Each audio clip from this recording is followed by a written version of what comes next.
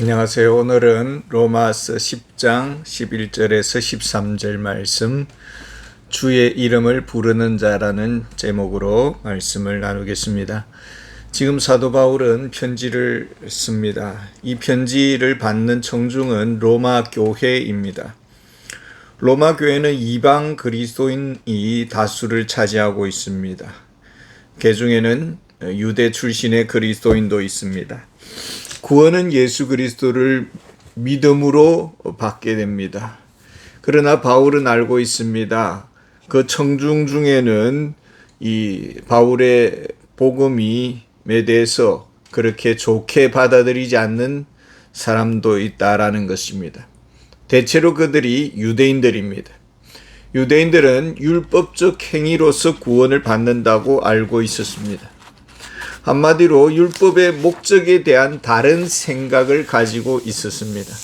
사도 바울은 율법을 주신 목적이 구원을 받게 하기 위함이 아니었습니다. 율법적 행위로는 아무도 의롭다함을 얻을 수가 없습니다. 율법을 주신 목적은 우리가 얼마나 죄인인지 이것을 보여주는 하나의 거울 역할입니다. 영혼의 깊은 병, 죽음에 이르는 죄의 노예라는 사실을 가르쳐 줍니다. 이 또한 성령님께서 우리의 마음 깊은 곳에서 우리에게 보여주셔야만 되는 문제입니다. 유대인들은 믿음으로 구원을 얻는다는 이 근거가 어디 있느냐? 바울 사도 너 자신의 개인적인 생각이 아니냐? 성경적 근거를 대라고 요구를 했습니다. 유대인들은 성경을 하나님의 말씀으로 믿었습니다. 모세와 선지자들을 통해서 주신 그 말씀을 하나님의 말씀으로 받았습니다. 사도 바울은 유대인들의 방식대로 성경을 근거로 해서 대답을 주고 있습니다. 11절에 보면은 성경에 이르되 누구든지 그를 믿는 자는 부끄러움을 당하지 아니하리라 하니, 이 성경은 구약 성경을 말하고 있습니다. 구약 성경 어디에 있습니까? 이사야서 28장 16절에 보면은 내가 한 돌을 두어 기초를 삼았노니 곧 시험한 돌이요 견고한 기초돌이라, 이렇게 말씀을 하고 있습니다. 이사야가 이 말씀을 할 때는 어떤 상황에서 누구에게 주고 있었습니까? 북이스라엘은 이미 멸망당했습니다. 아수르의 포로가 되어 끌려갔습니다.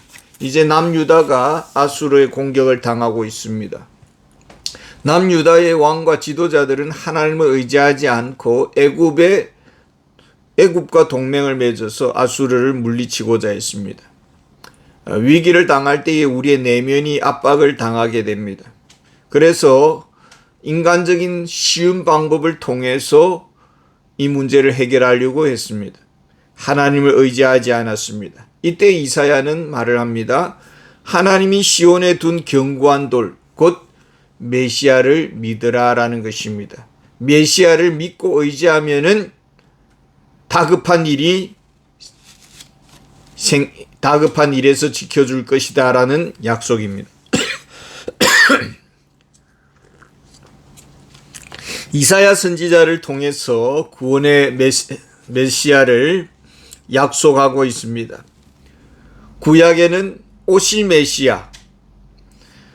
메시아를 믿고 의지할 때에 멸망의 위기에서 벗어날 것이다. 구약의 선지자들은 오실 메시아를 약속하고 있고, 신약의 사도들은 오신 메시아를 믿으라고 제시하고 있습니다. 베드로전서 2장 6절에 보면 성경에 기록되었으되 보러 내가 택한 보배로운 모퉁이 돌을 시온에 두노니 그를 믿는 자는 부끄러움을 당하지 아니하리라 하였느니라. 모퉁이 돌이 무엇일까요? 건축물의 중심을 말을 합니다. 중심이 됩니다. 이 중심에 모퉁이 돌이 서 있으면은 그 건물은 안전합니다. 사도 바울은 구약과 신약의 통일성을 보여주고 있습니다. 구약은 오실 메시아를 보여주고 신약은 오신 메시아를 믿어야 한다고 가르치고 있습니다. 예수님은 자기 자신을 어떻게 이해했습니까? 누가복음 24장 44절에 보면은 또 이르시되 내가 너희와 함께 있을 때에 너희에게 말한 바 곧 모세의 율법과 선지자의 글과 시편에 나를 가리켜 기록된 모든 것이 이루어져야 하리라 한 말이 이것이라 하시고, 구약도 신약도 모두 예수 그리스도를 통해서 구원을 받는다라는 것입니다. 구원의 대상은 누구입니까? 어떻게 구원주에게 반응을 해야 되는 것입니까? 12절에 보면 유대인이나 헬라인이나 차별이 없음이라 한 분이신 주께서 모든 사람의 주가 되사 그를 부르는 모든 사람에게 부여하시도다. 구원의 대상은 누구든지 유대인이나 헬라인이나 차별이 없다고 했습니다. 갈라디아서 3장 28절에 보면은 너희는 유대인이나 헬라인이나 종이나 자유인이나 남자나 여자나 다 그리스도 예수 안에서 하나이니라. 누가 구원을 받습니까? 구원받은 자는 예수 그리스도께 어떻게 반응을 보입니까?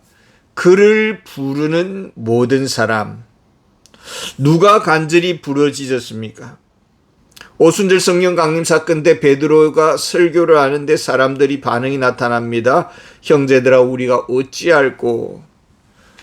바울이 빌립보 감옥에서 간수들에게 복음을 전했을 때 간수들이 내가 어떻게 하여야 구원을 받을 수 있느냐 이렇게 반응을 보입니다.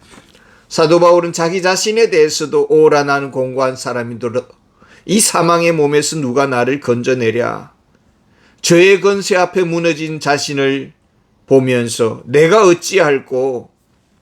진정 예수 그리스도께서 우리 죄를 위해서 죽으셨음을 믿는다면 어떻게 합니까? 예수는 나의 주, 나의 하나님이십니다. 라고 고백을 하는 것입니다. 문제는 구원받은 이후의 신앙생활 중에 이런 간절함이 우리에게 있느냐라는 것입니다. 정말 예수님만이 나의 주인으로 믿고 의지하느냐? 예수 그리스도만이 나의 구주이시요 주님이심을 믿습니까? 사도 바울은 삶의 모든 순간순간을 성령님께 의지하면서 우리에게 말을 합니다. 쉬지 말고 기도하라. 큰 일이든 작은 일이든 예수님을 진정으로 의지하는가? 별로 예수님 없어도 내 힘으로 모든 일을 다 해결할 수 있다고 믿고 살아가고 부르짖지 않습니다. 기도하지 않는 그리스도인, 절박함이 사라진 배부른 그리스도인, 주를 향해 부르짖는 그리스도인이 이 시대는 사라지고 있습니다. 진정 예수 그리스도를 믿으면 어떤 일이 일어날까요? 13절에 보면 누구든지 주의 이름을 부르는 자는 구원을 얻으리라. 구원을 받았습니까?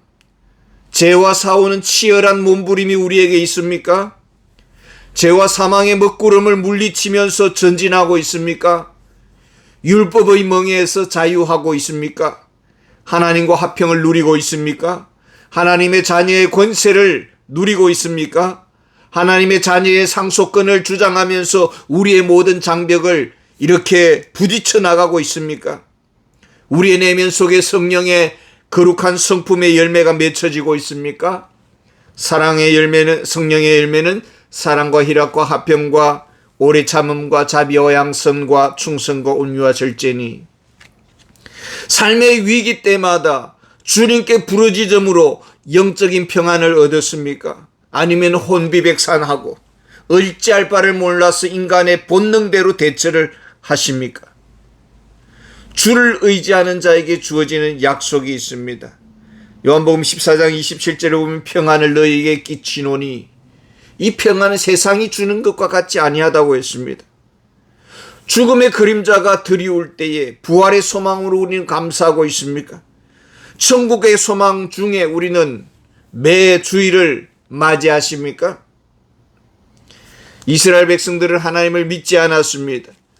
불평분자 10명의 정탐꾼, 가나안 정탐꾼 소리에 땅바닥에 주저앉았습니다. 이제 우리는 끝장났다라고 했습니다. 믿음 없는 이스라엘 백성들은 광야 40년의 세월을 제자리에서 맴돌다가 끝났습니다. 주님을 믿지 않던 가룟 유다는 결국 주님을 팔아먹었습니다. 은 30냥으로 여행 한 번 다니지 못하고 자살하면서 끝났습니다. 우리는 예수 그리스도를 믿음으로 구원의 복을 받았습니까? 영적 승리의 축제의 삶을 누리고 있습니까? 아니면 마지 못해서, 죽지 못해서 한숨 지으면서 겨우 하루를 버티면서 견디며 살아가고 있습니까?